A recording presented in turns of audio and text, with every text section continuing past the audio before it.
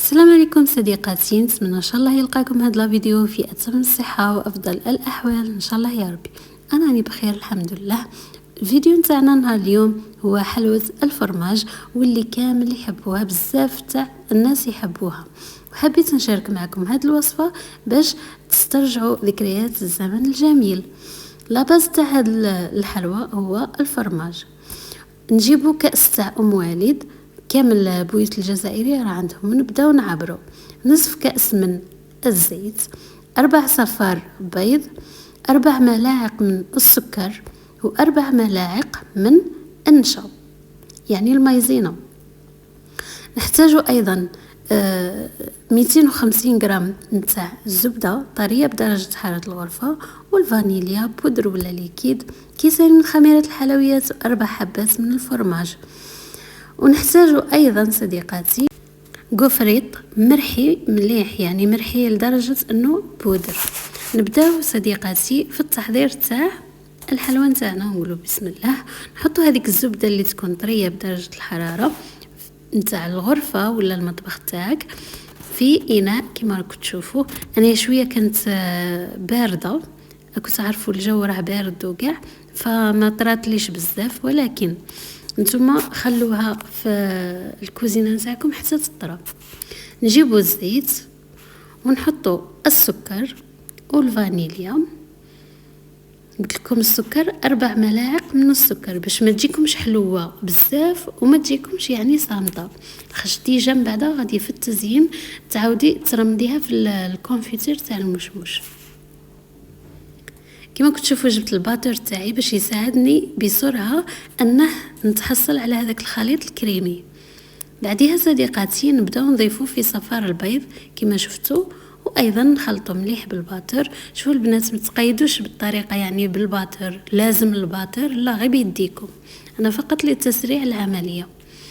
نضيفوا الفانيليا كما قلت لكم، فانيليا نديروها ليكيد ولا بودر يعني حسب اللي راه متوفر لك. نضيفوا هذوك 4 حبات من الفرماج ونزيدوا ندخلوهم مع الخليط باش يولي القوام كريمي. خلطوا مليح مليح. بعدها نبداو نضيفوا في النشا في المايزينا، ونضيفوا ايضا خميره الحلويات والفارينه، ونخلطهم حتى اللي نتحصلوا على عجينه متماسكه.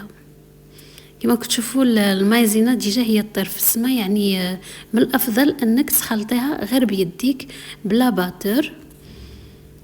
هنايا صحاباتي كان عندي القليل من الكاوكاو حبيت نضيفه، نتوما تبغوا تضيفوه تبغوا ما تضيفوش. انا نعطيكم واحد الفكره انه ما تضيفوش باش يجي كيما نتاع زمان، ولكن الا بغيتو نضيف لكم النكهه نتاع الكاوكاو ضيفوه، ماشي مشكله. يعني انا ضفته فقط فلسفه زايده مني.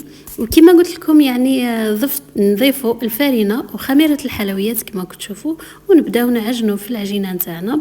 يعني هاد العجينه نتاع حلوه الفرماج تجي باتسابلي، ما تجيش يابسه ولا تجي طريه في اليد. كما كتشوفوا في البدايه كنت نخلط غير بلا سباتيل كما كتشوفوا. بعديها كي نشوفها بدات تتماسك نعجنوها باستعمال اليد باش نعرفوا القوام اللي رايح يلحق ليه العجين تاعنا. العجينه نتاعنا ما تكونش تتلصق في اليد وما تكونش قاصحه حتى اللي ما تقدريش تشكلي بها حربوش. يعني دوك تشوفوا القوام نتاعها في يديا كيفاش تكون طريه. المهم انها ما تلصقش في اليد، تكون طريه وماشي يابسه، لانكم عارفين كي تجي ديريها حربوش تولي تفتت لك الا كانت يابسه. هذا هو القوام تاع الكاطو تاعنا. دركا نلايموه نجمعوه مليح ونبداو نشكلوه على شكل حرابيش. نقسموه. انا دار لي واحد 4 حرابيش نتاع ولا لي بودان ولا كيش تسموهم، مهم الحربوش، ونبداو نشكلوا فيه بهذه الطريقه. شوفي صاحبتي انا نقول لك شكليهم كامل هكا بهذا الشكل نتاع الحربوش هكا. حنا نقولوا الحربوش، نتوما قولوا لي عندكم فيه جويهكم مش تقولوا لهذا الحنش الطويل هذا. المهم ديري شويه فرينه باش ما تلصقلكش في سطح العمل، وتبداي تشكلي حربوش بهذه الطريقه. شكليهم كاع وبعدها بداي تقطعي في لي مورسو تاع الكاطو تاعك.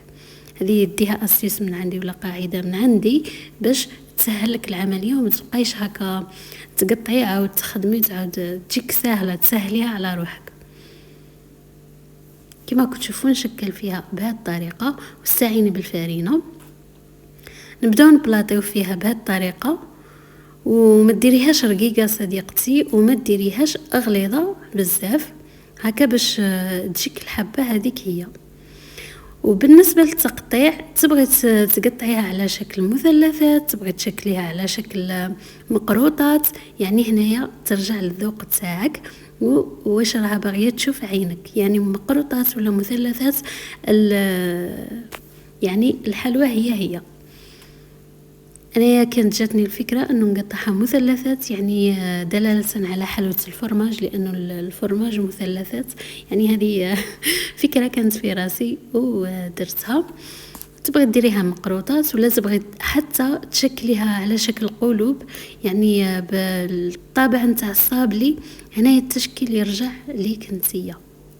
نديروها في صينيه الطهي اللي تدخل الفرن بهذا الشكل، وبعدين الفرن راه يسخن صديقتي، راه يسخن، وندخلوا الصينيه نتاعنا للفرن باش نتحصلوا على الشكل نتاع الحلوى نتاعنا.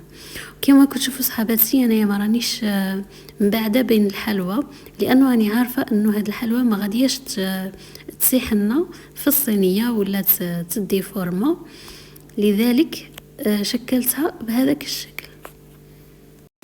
كما قلت لكم صحاباتي تقدروا تشكلوها حتى كما صابلي بهذه الطريقه، يعني تحلوا العجينه نتاعكم وتطبعوها باي مول او قطاعه نتاع صابلي، يعني دوائر ولا قلوب ولا اي شكل تحبيه انتيا تشكليه عادي،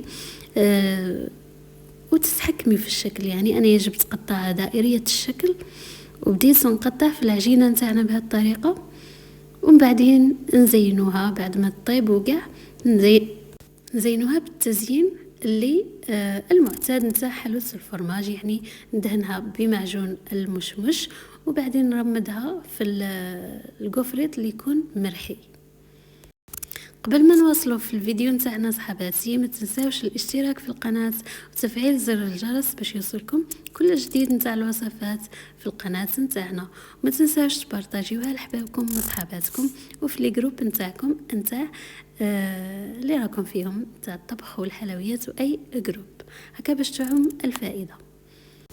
بعد ما طابت لنا الحلوى وخدات هذاك اللون الاحمر وتشقت وخدات هذيك التشقيقه الشابه، هذا دلالة على انه الحلوى نتاعك راها ناجحه. دركا نبداو نزينوها بالمعجون المشمش والكوفريت اللي كنا فتتناه. البنات انا نعطيكم نصيحه انه الكوفريت لازم ترحوه في الاشوار مليح مليح، يعني كنت فتتها غير بيديا، ولكن نتوما ديروه في الاشوار مليح مليح حتى اللي يولي شبه بودر. صاي صحابتي باش يعطيك واحد المشهد واحد المنظر شباب بزاف، خاصه اللي تبغي ديرها هكا في كاش مناسبه. ولا انا هاد الحلوى بغيت نشاركها معكم، ديجا كنا دايرينها غير للدار هكا وخلاص، ولكن نتيا اهتمي بالتفاصيل اللي راني ننصحك بهم. الكوفريت نتاعك رحيه مليح مليح باش ياخذ لك واحد الشكل شباب، ويجي التزيين تاع الحلوى نتاعك تجي شابه اكثر واكثر. كما كتشوفوا المعجون نتاعي انا كنت خففته بشويه نتاع ما زهر باش ما يجيش هكاك ثقيل يعني تتلكز لك الحلوى. هذه هي الدود نصائح بعين الاعتبار باش الحلوى نتاعكم تجي بالطبع وتجي هايله بزاف بزاف. كما كتشوفوا راني نرمدها في هذاك الكوفريت تجيبوا الكو نتاع لافاني ولا الكو تاع الليمون باش يعطيكم واحد الكول الكاطو نتاعكم شباب.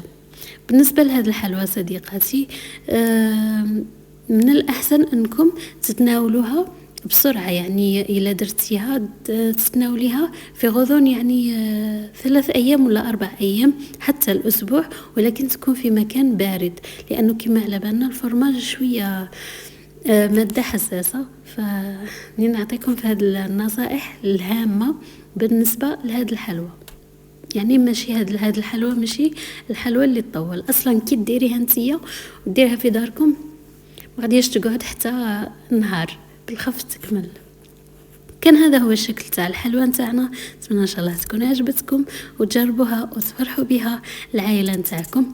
تهلاو لي في رواحكم. نتلاقاو في فيديو اخر ووصفه اخرى، والى الملتقى ان شاء الله. سلام.